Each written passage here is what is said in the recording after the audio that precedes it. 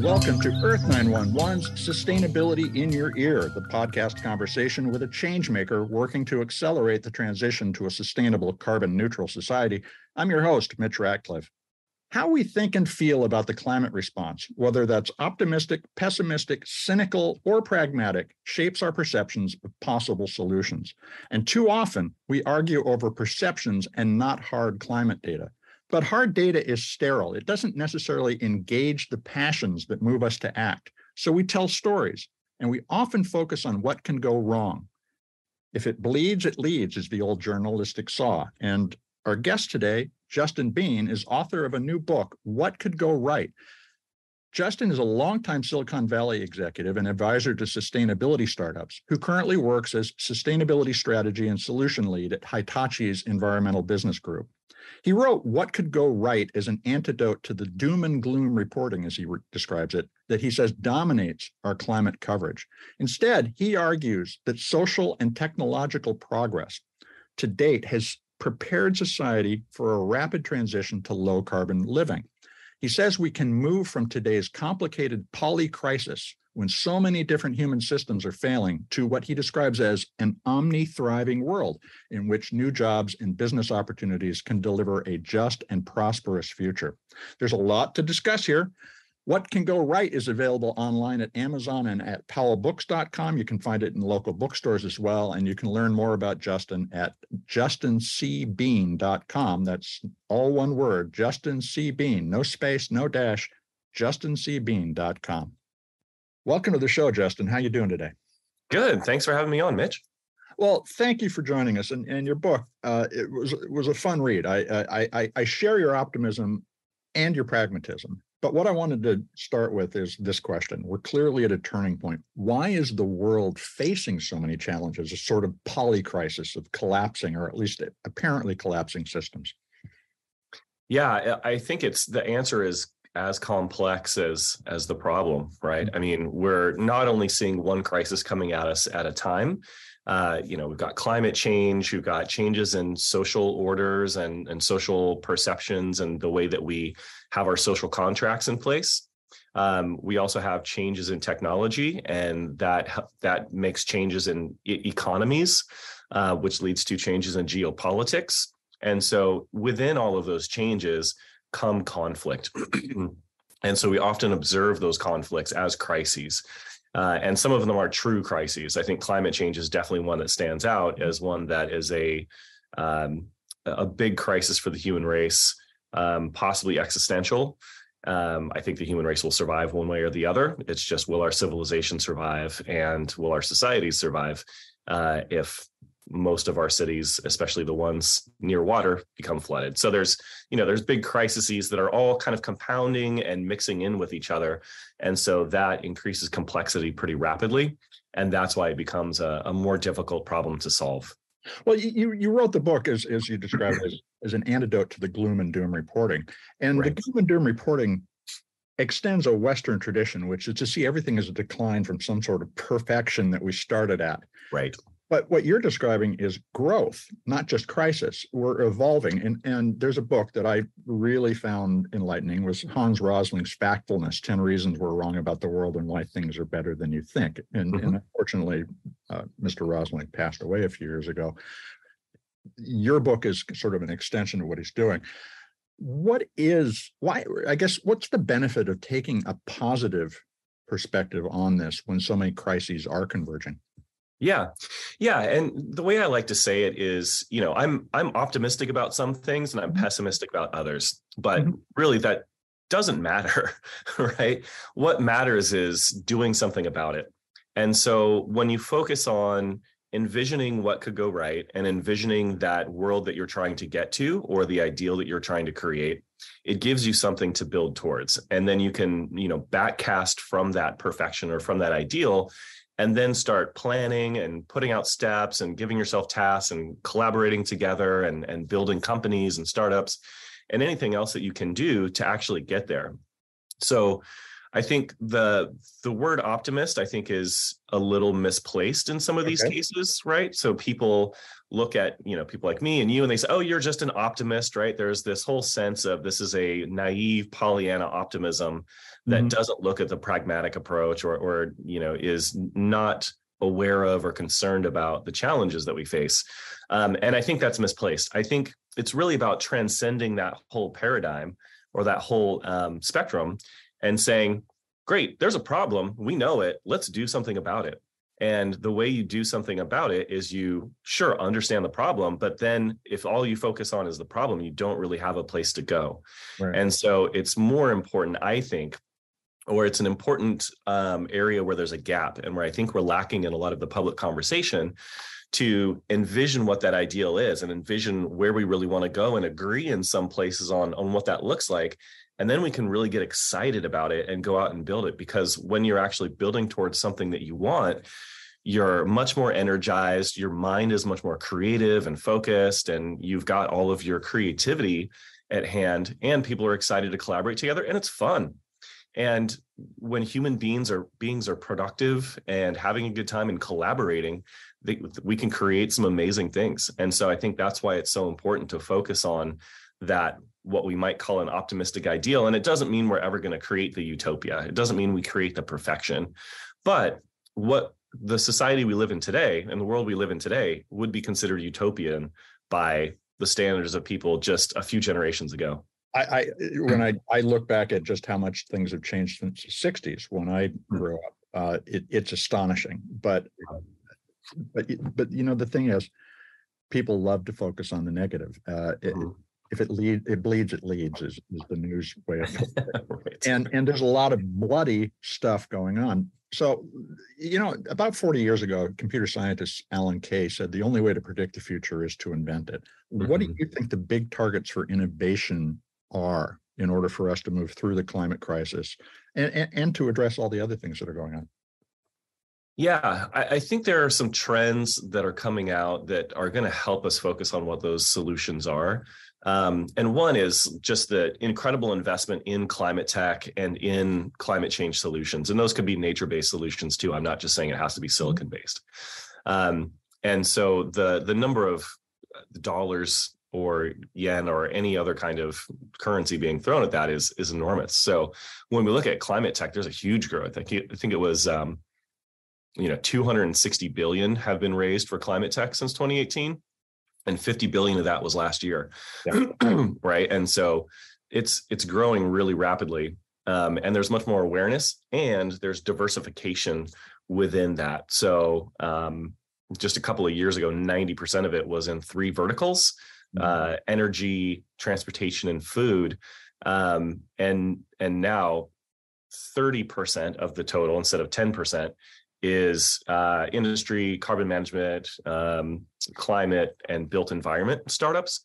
So we're not only seeing more money coming into the space, we're seeing more diversification. So I think one, there's more money coming at it, which means there's more resources for solutions. And then 2, I think the democratization trend is really empowering people in many different ways. And so we're going from this sort of, controlled hierarchical, do what you're told, schooling based on this industrial model of you're a factory worker, come and do your job safely. And that means, and efficiently. And that means, do these repeated tasks efficiently, to a world of everybody's a little bit of an entrepreneur. And I think that's more natural for human beings anyway, where if you look at developing countries, everyone's got a business, right? Everyone's, working at the market or they're providing a service. And we're naturally a very industrious species. And so the democratization through digital tools and automation, I think, is putting power back in the hands of everyday people to be able to build their own businesses much more easily, to be able to access capital much more easily, to collaborate with each other much more easily, and to actually build tools and build physical things, not just digital things, more easily. So there's more solutions in the hands of people and tools in the hands of people to create those solutions for the future. And we don't have to really ask permission as much anymore. And I think that trend is going to explode.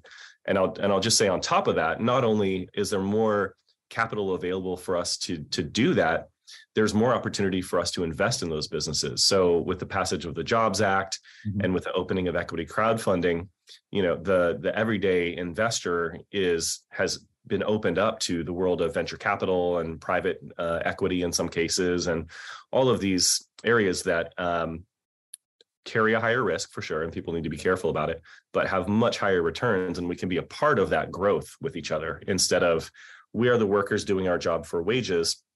And there are a few people with lots of money who can invest and make much, much more money.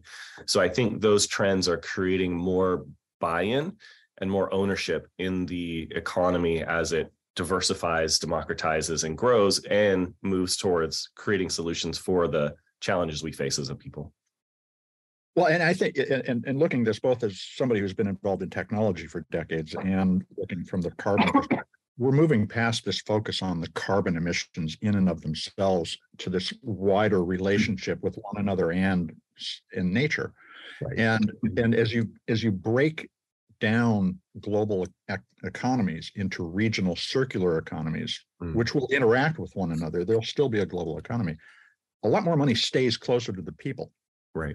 And that isn't socialism. That is just more distributed capitalism. Yeah. But on the other hand, you've got people like Elon Musk who now have more money than God. How do we rethink our relationship with one another and with nature concurrently? Yeah, it's a great question, and I share your thought around those local circular economies and how they become participatory capitalism. And I think that participatory capitalism is how we move forward with less of that conflict. I mean, as we get more inequality, we see more conflict, right? There's the whole Gini index. And once we cross over, I think 0.45 or 0.5, we get more and more likely to see riots and social dissolution and difficulty in societies holding together. And part of that is, concentrations in wealth. So I think Elon Musk is a really interesting case study in this because in one way, he's actually used his wealth in incredibly helpful ways, right? And he has said, I want to channel this money. This money isn't about conspicuous consumption. It's about being able to use it to create the solutions for the future. So with Tesla, that was about electrifying the transportation ecosystem. Yes, we need bikes. Yes, we need buses. Yes, we need many other solutions, not just electric cars, but it's one part of the solution. And I think he's done a great job building that.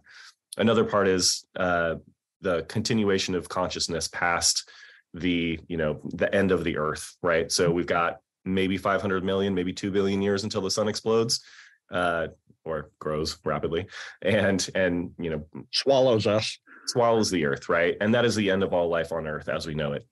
Humans are the only species here that can continue to bring the light of consciousness out into the cosmos and survive that event. And so, space, it's interesting. We need it for science, all of that. But also, I think the long-term goal of becoming a spacefaring multiplanetary species is a good one. And I know it's been criticized quite a lot. And there's definitely some egos between the billionaires going on in that space race.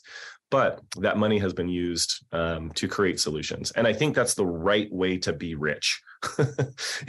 Granted, he has some things I disagree with. I mean, but go ahead. Sure, everybody does.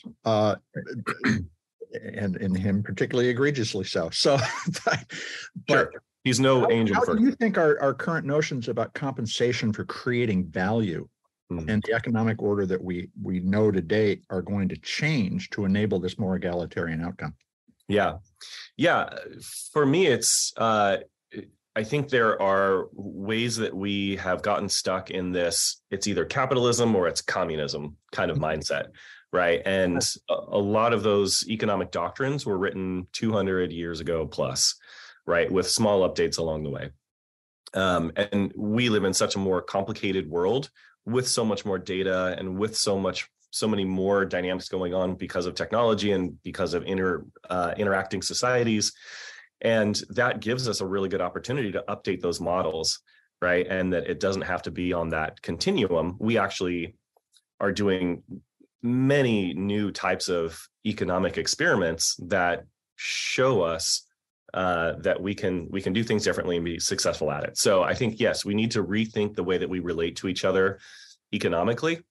And it doesn't mean that we have to either have, a giant monolithic, all-powerful government that taxes us at 75% and, it tells us how our money will be spent from our hard work, or we have this libertarian society where,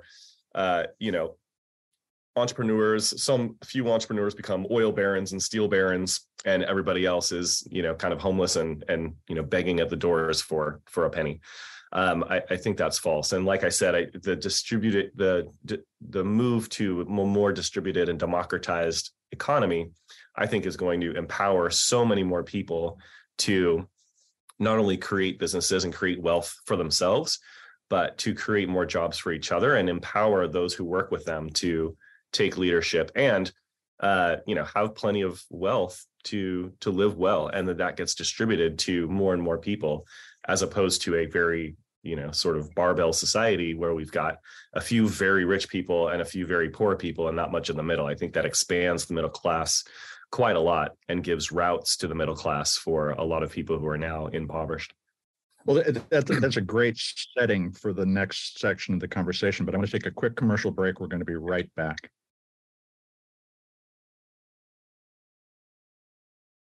Hey, we're back to continue the conversation with author Justin Bean, whose new book, What Could Go Right, takes an optimistic view of the climate crisis and our response to it. Justin, you deliver a very positive assessment of China's economic miracle, and we were talking a moment ago about this kind of capitalism versus communism dichotomy we always choose to look at these questions through. The country's economic miracle, they've lifted 850 million people out of poverty in 30 years, which is astonishing, is what you describe a stable and involved government. Of course, it's also totalitarian government. What forms of government do you see ascendant in the next economy? Or at least what forms of government should we be aware of being ascendant and might want to adjust? Yeah. China's really interesting because, as you said, they've lifted hundreds of millions of people out of poverty, and that is a big win, and that's really positive for many of us human beings. At the same time, they are an authoritarian, totalitarian government, and getting more so, or they're being exposed more for that government is being exposed more for what it is. And so we're seeing it in a lot of the protests and how they deal with them, and many other ways. And I think that is a big risk as we move forward to the future, especially with surveillance technology and with weaponization of technology. That, I dedicate part of this book, and this was a fun and very disturbing section of this book, where I said, let's not be naive, though. This could all go terribly. Let's look at what could go wrong, right? We could go into a society, especially if there's more conflict globally, and there is, an excuse or justification for governments to take authoritarian control and use this technology for, deep surveillance and autocratic or authoritarian governments that take over. And I think it's complicated for China, and we're seeing that today, right? Their response to the COVID protests, right, and the COVID lockdowns that were continuing, at first was very authoritarian, right? Mm-hmm. But they relaxed that finally after protest after protest after protest of the people. And I think they're going to see that with economic growth, especially in a distributed sense like they have, and not like a Saudi Arabia where it all comes from one place like oil. When it comes from that distributed sense, democracy and liberty more so starts becoming demanded. And I think that's something that emerges as a pattern when you study the rise of democracies. There's kind of a question of, does democracy breed development, or does development breed democracy? Mm. And what some of those studies have shown is that development actually breeds more democracy, as long as you're not in a country that got it all from oil or got it all from one sector.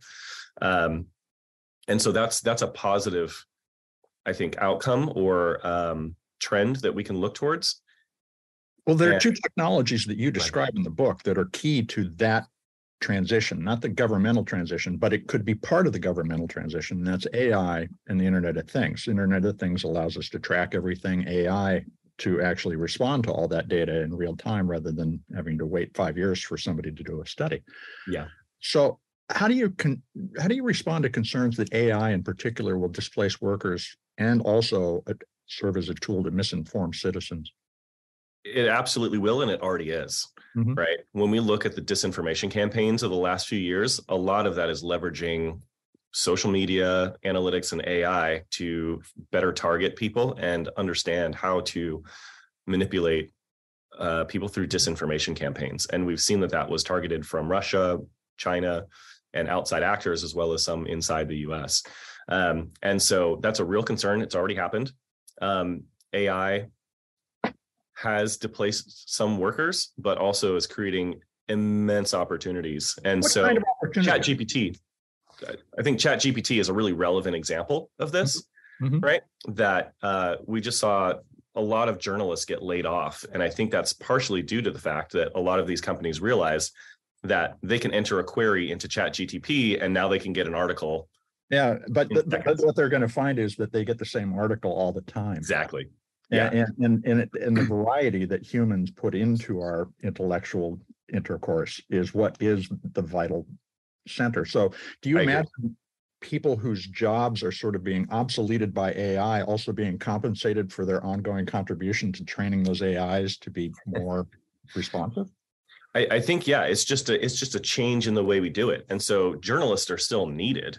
And part of their job is going to be understanding how to query things like ChatGPT, just like Google search, right? So when Google first came out, you would just ask it some question and get, some questionable answers. And then we had to learn, all of us, how to do a Google search better to get the information we're looking for. Now there's so much information and so many responses that something like ChatGPT becomes much more helpful. And as we learn how to query it better, we can get better responses and better research and better answers that inform how we write about things or how we think about things. And it just sort of takes us to that next level, right? It's almost like a calculator where instead of spending our time on arithmetic, we can start thinking more about more conceptual mathematics and physics and how to apply that math for other purposes. So I think that there will be some loss of jobs, and we're already seeing some of it. The classic example is the autonomous trucks and truck drivers losing, those jobs, which is a great middle-class job for many people. But with these new tools that come out, the economy will shift. And I think it will shift in the direction of AIs doing things that AIs are good at, which is often repetitive tasks, huge amounts of data, sorting through it, things that we get bored with. And then human beings will be able to focus on things that human beings are good at, which is more communication and collaboration, creativity. And that will be enabled and multiplied and magnified by the tools that AI gives us. Well, you just hit on a really interesting point that I've been thinking a lot about, because AI could be a hectoring tyrant, or it could be a very helpful coach. And it's how you modulate all of that communication, all the data flowing in from the Internet of Things saying, here's your environmental impact for real. Now you can do something rather than do something. Can do and do are two different kinds of interaction. And so there's a lot of work to be developed around just making these tools friendly. Yeah. And a lot of them will be operating in the background as they are today, right? Yeah. There's tons of AI operating in the background of Amazon and Google search and everything else that we kind of take for granted. And we just assume, TikTok is going to give me the video of the cats that I love watching, right? And it's going to give somebody else a, cookbook recommendation or something like that. And I think it'll operate often in the background of our lives and just make our cars more efficient, make the activities that we do more efficient. And then it'll also come out and we'll learn how to use it more effectively to make those choices more efficiently or more sustainably moving forward. And you're right, it won't be or shouldn't be, you must do this or you lose these, social credit points. Yeah. It'll be more, hey, if you want to live more sustainably, here's a better choice. You can choose that. How about this thing? Or here's an idea. Incentive oriented rather than punitive. Yeah. And I think as they learn more about humanity, they'll learn that humanity acts better when it's excited about something and interested in something. And so we're more excited about the carrot than the stick. Now, people will say that, you have 10 times the emotional reaction of fear, right? Because there might be a lion in the bush, and so you need to escape and your life depends on it, than from something positive, right? You remember a lot of the negative things people say and few of the good things they say, right? But when you look at when people take sustained action over time, it's when they're inspired and when they're excited about something. It's almost like the fear is just a, shot of adrenaline, or, drinking a shot of coffee or 8 shots of coffee, versus a sustained action over time, which is how we actually get change, right? It's almost like we're fed this narrative that life is a Marvel movie and it all leads up to the grand battle, and you win that one battle and all is good. But all really done. Winning at life is like brushing your teeth, right? You can't brush your teeth really well once and then have great dental health. You need to consistently brush your teeth well over time, or even if you brush your teeth mediocrely over the years, several times a day, you're going to be in much better health than if you brush it, once a week really well. Now, you mentioned the Jobs Act earlier, and we have the Inflation Reduction Act, which was the largest climate investment the country's ever made. What would, in your opinion, against the backdrop of everything we've been talking about, what would a really transformative national investment look like? I think we're seeing part of it. Infrastructure is really important, right? And partially because so much of our infrastructure has about a 50 to 80 year lifespan, and it was built about 70 years ago. And so we need to update our infrastructure. And electrification and all of that is going to be really important, right? So I think we're doing a lot of the right thing there. I think another part of it would be fueling that democratization and distribution of jobs. So the Jobs Act was really good because that helped us to create more funding for more startups and more businesses, which are what I think the economy is going to be shifting more towards. If there were a way that we could fund those types of policies that help small businesses and give people more of a safety net in order to create businesses, I think that would be a strong win for the economy, because we've seen that people are more entrepreneurial when they're not fearing, destitution from starting a business. And I think education is another big piece, right? The modernization of education and investments in, we had investments in internet access and computers in schools, and that was a great first step back in like the 90s and 2000s.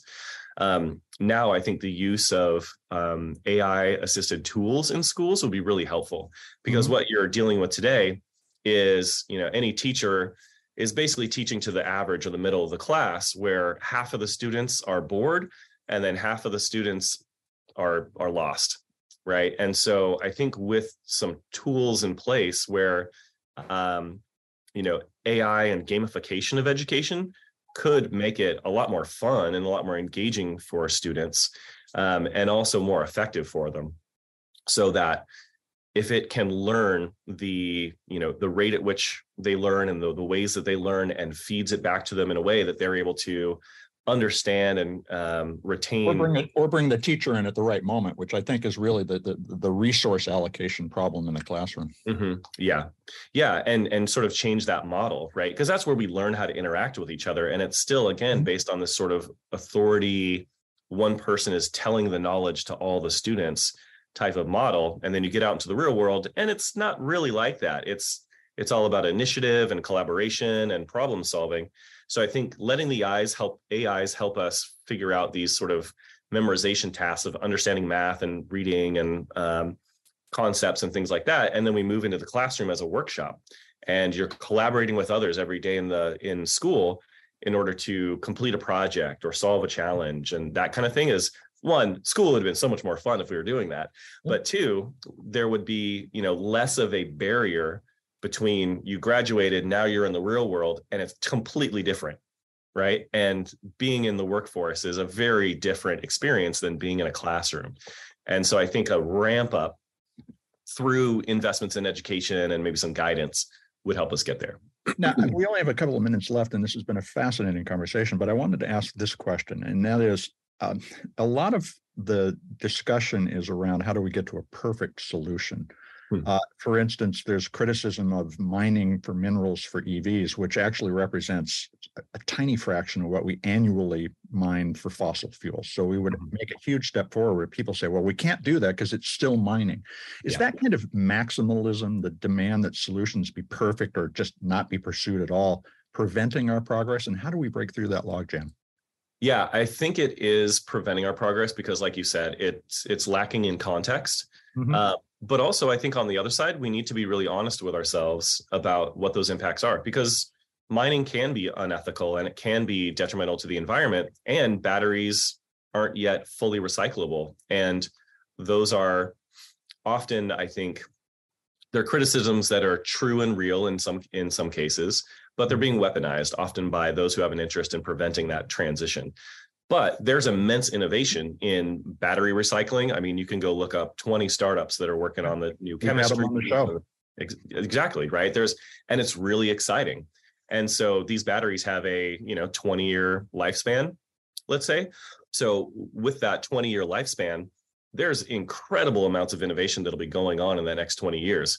So I think on one side, there is no perfect solution. It's always going to be a mix of solutions, and it's not going to be the, single monolithic solution that we sort of had in the past with the Industrial Revolution, where it was steel, coal, oil, right? Instead, it's going to be a mix of EVs and hydrogen and biofuels and bikes and public transit and all these other things that give us more freedom, more options, and in a clean way. And it's going to be many, many solutions in sustainable mining, in sustainable battery recycling, in many, many other parts of that entire value chain are being innovated. And I think therein lies the big opportunity for all of us, because all parts of the value chain and all parts of the economy are up for grabs to turn into a sustainable operation, and one that's more cost effective, more efficient, better for consumers, better for the environment, and you can create great wealth for yourself by doing so. What I took away from the book ultimately was that there's a choice to make, whether you choose to think of living sustainably as meaning living with less, or whether you choose to see it as living better because we're not over consuming. Yep. And that's an evolving conversation. How can our listeners follow your work and talk with you about it? Yeah, I think you're right. It's a really important part of the book, that there's this idea that sustainable living means we live in small, dark, cold apartments. Yeah. And, we feel shame every time we go out and try to live. And that's terrible. That no one wants to live there. And it's actually not going to work. If we moved in that direction, there would be riots in the streets. Yeah. And so the only path forward in my mind is sustainable abundance. And I believe we can have it. It's within our view, and there are many people working on it. And so I think the choice really is about joining that momentum.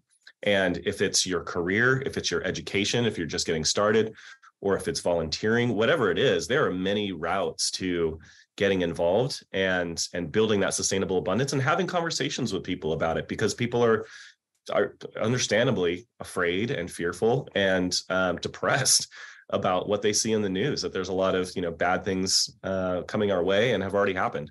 And so kind of shifting that narrative to what can we do about it? Let's get excited. Let's go build something. Let's make this sustainable. Let's join this group that's already doing it. I think would be a really big mind shift that we need, that would get people out of the sort of inaction of depression and inaction of fear and into the excited, proactive and creative momentum of building that better future. So should folks stop by justincbean.com and share some ideas with you? How can they help? Sure. If you want to learn more, justincbean.com has a bit about myself, or reach out to me on LinkedIn or Twitter. I'm on JBino, and I'm always sharing some thoughts and research there. So feel free to engage on any of those platforms, and happy to hear from you. Justin, thank you very much for spending time with the Earth911 community today. Mitch, thank you so much for having me, and thanks to all your listeners for tuning in. Appreciate it. We've been talking with Justin Bean, author of What Could Go Right, which is available online at Amazon and at powellbooks.com. You can learn more about Justin at justincbean.com. Justin C. Bean is all one word, no space, no dashes, justincbean.com. I think we need to be optimistic, and that over the long run, humans' abilities to thrive in the face of evolving challenges have shown optimism is warranted. Yes, we're in a crisis, but we've been in plenty before. As Justin said, we can see this transition as a burden or an opportunity to improve. He said both that engaging in change can be fun and, I quote, very disturbing, unquote. That's not a suggestion that we minimize our worries, but that we look them straight on. The distributed, democratically governed future is possible, though we face aggressive alternative forms of government like China. But we've always confronted those challenges, and humanity is still here, and democracy is still holding on. We all have choices to make. That's the point. And understanding our options is the first step toward a better future. As Justin says, a lot could go right. I hope you'll take a few minutes to share this show or any of the other more than 360 episodes of sustainability in your ear that we produced with your friends, family, neighbors. Talk to your coworkers and boss. You folks are the amplifiers that spread the ideas that lead to a less wasteful world. Let folks know that they can find sustainability in your ear on Apple Podcasts, Spotify, iHeartRadio, Audible, or any of the other fine purveyors of podcast goodness that you stop by. We will really appreciate your support. I'm Mitch Ratcliffe. We'll be back with another innovator interview soon. In the meantime, folks, take care of yourself, take care of one another, and let's all take care of this beautiful planet of ours. Have a green day.